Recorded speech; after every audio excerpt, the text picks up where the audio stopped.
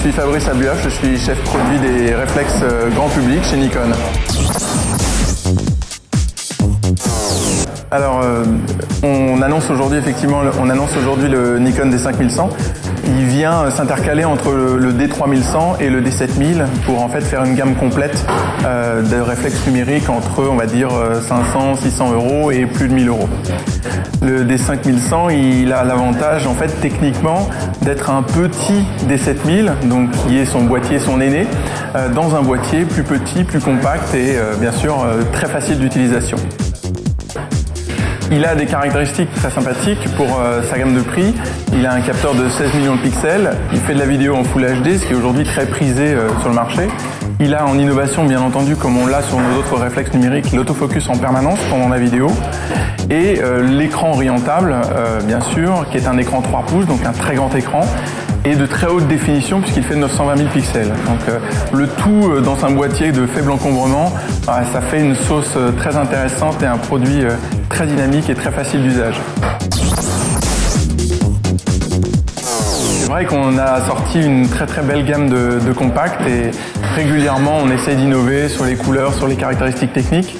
Après, ce que va apporter un réflexe numérique, c'est très différent. Déjà, c'est un appareil qui est plus encombrant, c'est-à-dire qui demande un investissement plus fort dans la photographie, mais il va procurer, par le fait que le capteur est plus grand, par le fait que la qualité des optiques est meilleure, par le fait que le produit est quand même 100% dédié photo dans un usage plus intense, il va permettre d'aller beaucoup plus loin dans la qualité d'image, dans la pratique de la photo pure. Il se trouve qu'aujourd'hui, en plus, ces appareils réflexes numériques font de la vidéo de très très haute qualité. Donc je dirais qu'aujourd'hui, il ne faut pas avoir peur d'utiliser un réflexe numérique parce qu'il est de très haute qualité, mais aussi simple qu'un compact. Et en même temps, il faut aller vers un réflexe numérique dès qu'on veut prendre le large en termes de qualité de photographie et qu'on veut pouvoir imprimer des grands posters, photographier des situations compliquées. À ce moment-là, le réflexe numérique a tout son intérêt vraiment pour progresser, pour aller beaucoup plus loin, sortir des modes automatiques. Voilà, donc le réflexe numérique, en l'occurrence le D5100, mais pas que, d'autres produits peuvent convenir aussi. C'est vraiment plus qu'une alternative, c'est un progrès et c'est une évolution dans la pratique de l'image qui permet d'avoir des photos tout simplement de famille, des photos de voyage, vraiment aujourd'hui de très très haute qualité et de façon extrêmement simple.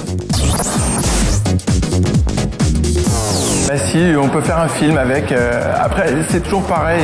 Dans les boîtiers qu'on construit aujourd'hui, les réflexes numériques qu'on produit aujourd'hui, ils ont plusieurs usages. C'est-à-dire qu'ils ont des modes extrêmement automatiques et intuitifs qui permettent à quelqu'un de très débutant de pouvoir réaliser des photos extraordinaires et même des films extraordinaires avec l'autofocus en permanence. À projeter sur une télé et à partager en famille, ça donne des sensations vraiment très sympathiques. On remplace complètement un caméscope. Après, on peut, pour des utilisateurs beaucoup plus avertis, on sort des sentiers battus, on déparamètre l'appareil et cette fois-ci on utilise le cœur, la qualité du capteur et la qualité de la fonction vidéo et on peut tout à fait faire un court-métrage, faire un moyen-métrage. Après, le problème va être l'organisation, la construction du scénario.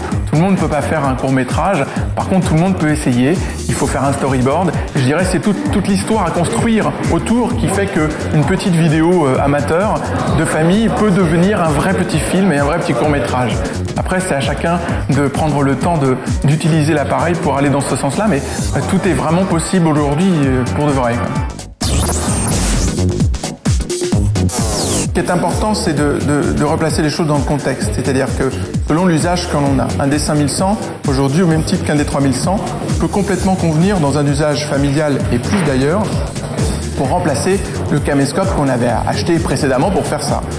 Parce que l'autofocus automatique permet de répondre à la problématique de netteté, de faire en sorte que tous les sujets que l'on filme ou que l'on photographie soient nets en permanence.